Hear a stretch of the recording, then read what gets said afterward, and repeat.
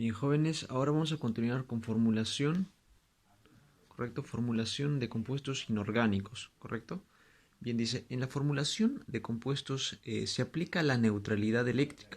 En un compuesto binario, es decir, dos elementos, ¿correcto? Formado por dos elementos, el número de átomos, su índice, ¿correcto? O sea, en la parte de su índice, de la especie positiva multiplicado por su número de oxidación debe ser igual, pero de signo opuesto al número de átomos de la especie negativa multiplicado también por su número de oxidación. Ya, muy bien, mucha teoría. Lo que quiere decir, jóvenes, es simplemente, en el ejemplo, por ejemplo, ahí se ve especie positiva y en el otro especie negativa. Cation, átomos menos electronegativo, o sea, el átomo menos electronegativo. Y la especie sería especie negativa, anión, átomo más electronegativo, o sea, el átomo más electronegativo. Entonces, especie positiva y especie negativa, ¿correcto? Elemento A y elemento B. Muy bien, el menos Y es el estado de oxidación o el número de oxidación, ¿correcto? Se va a ir al subíndice. Y el otro es, por ejemplo, es un cation, ¿correcto? Es un cation. X porque no se desconoce, pues, ¿no? ¿Cuál va a ser? Entonces se va a ir al subíndice del otro. Se van a ir en cruz. Entonces finalmente la fórmula quedaría AY de X, la fórmula. Entonces te dice X e Y pueden simplificarse. O sea, por ejemplo, si el X es, vamos a suponer que el X es 2, ¿no? Vamos a poner el X 2 y el Y es 4, ¿no? El 4 sería el A sub 4 y X estaría al otro lado, ¿correcto? Entonces van a ser X, como dije que es 2, sería 4 y 2, se pueden simplificar, ¿no? Ambos tienen mitad. Entonces simplifican, mitad, mitad, dice, pero no es problema, vamos a verlo en el ejemplo.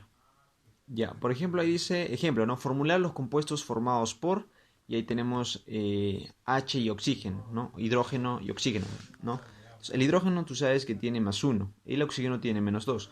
Y finalmente, si te das cuenta, se traslada, y te va a quedar, se intercambian, ¿no? Se intercambian, entonces el uno pasa acá en el oxígeno, y el del menos 2 pasa al subíndice del hidrógeno. Entonces, y finalmente se quedaría H2O, es la molécula de agua. Entonces, así se forma, ¿no?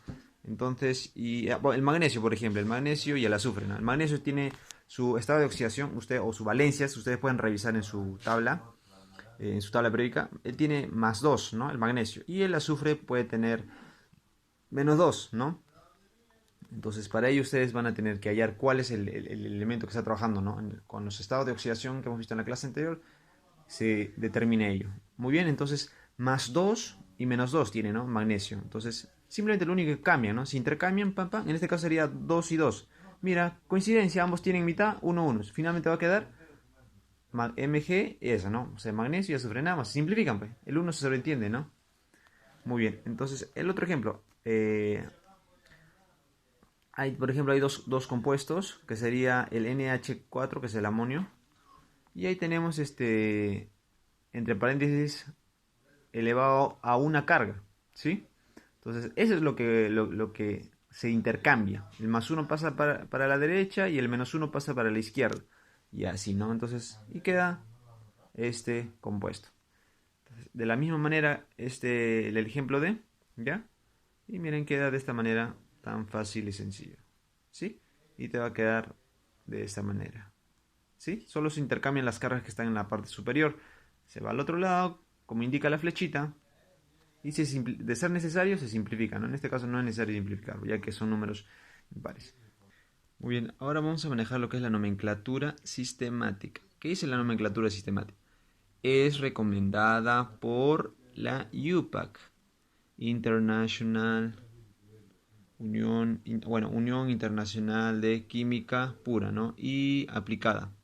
Entonces es una recomendación, ¿no? Asociación de químicos de distintas naciones que organizan encuentros internacionales para establecer normas de constantes y unidades físicas y los nombres de elementos y compuestos. La versión más reciente de las reglas UPAC data desde 1990. Ya, bueno, un poco de teoría, ¿no? Pero ahora vamos a lo que nos interesa. Ya, aquí, por favor, presten mucha atención. Miren, si se dan cuenta ustedes, ya si se dan cuenta,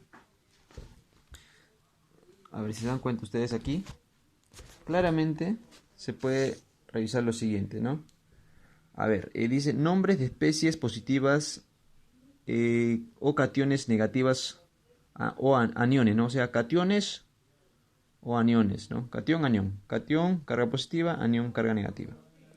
Muy bien, entonces cationes sin sufijo. Ahí está el ion hidrógeno, el ion sodio, el ion potasio, el ion magnesio, ion aluminio, ion plata, ion zinc, ion hierro, ion ferroso. Ion hierro 3, ion férrico, ¿no? Entonces, son iones, ¿no? Aniones, ¿correcto? Ahí está el... Cuando ustedes vean un elemento con flúor, siempre se va a denominar fluoruro, ¿ya? Por eso el ion es un elemento, ¿no? Que puede tener carga positiva o carga negativa, ¿sí? En este caso tienen negativo, por si dice aniones, ¿no?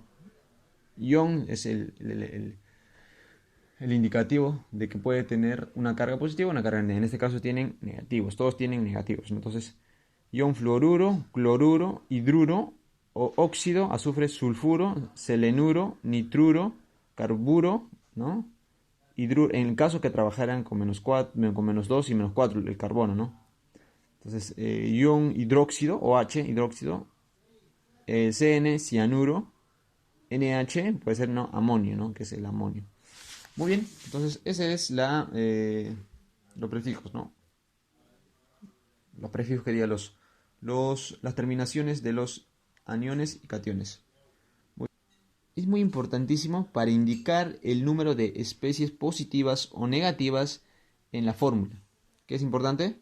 Se usan los prefijos griegos. Por ejemplo, si el elemento tiene un átomo, se le va a mencionar o se le va a colocar el prefijo mono. 2 di, 3 tri, 4 tetra, 5 penta, 6 hexa, 7 hepta, 8 octa, 9 nona, deca.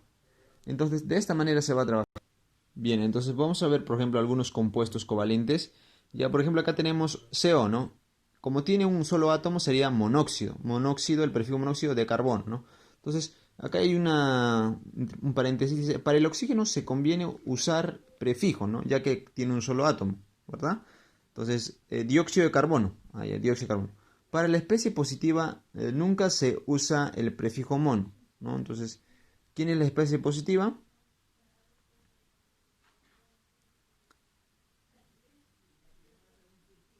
El carbono, ¿verdad? El carbono sería... Muy bien, entonces como les decía, para el prefijo, mejor dicho,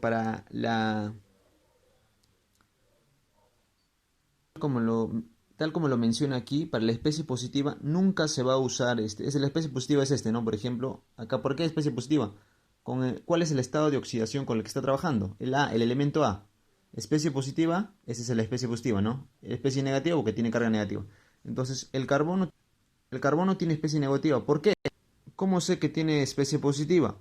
Porque el oxígeno tiene negativo, que sería menos 2. Y el carbono, para que sea neutro la carga, es decir, sea igual a 0, lógica va a tener que ser positivo más 2 el carbono. Entonces, por ello, jóvenes, es que la especie positiva nunca se le colocan. ¿Qué dice? Para la especie positiva nunca se usa el prefijo mono. ¿Sí? Para la especie positiva nunca se usa el prefijo mono. Entonces, aquí no se va a colocar pues mono, ¿no? Entonces simplemente dióxido de carbono. Cloruro de hidrógeno. Ya saben, el Cl es cloruro, en los anteriores cuadros hemos visto cloruro de hidrógeno.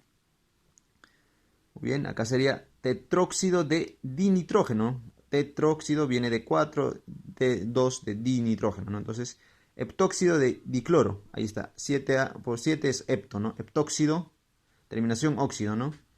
De dicloro. De cóxido de tetrafósforo, ¿no? Hay 10 átomos de oxígeno y 4 de fósforo. Entonces, así jóvenes, ahora les voy a dejar una actividad para que ustedes practiquen, ¿correcto? La práctica es el maestro, jóvenes. Bien, jóvenes, y esta sería la nomenclatura sistemática. ¿Sí? Estamos haciendo hoy día la nomenclatura sistemática.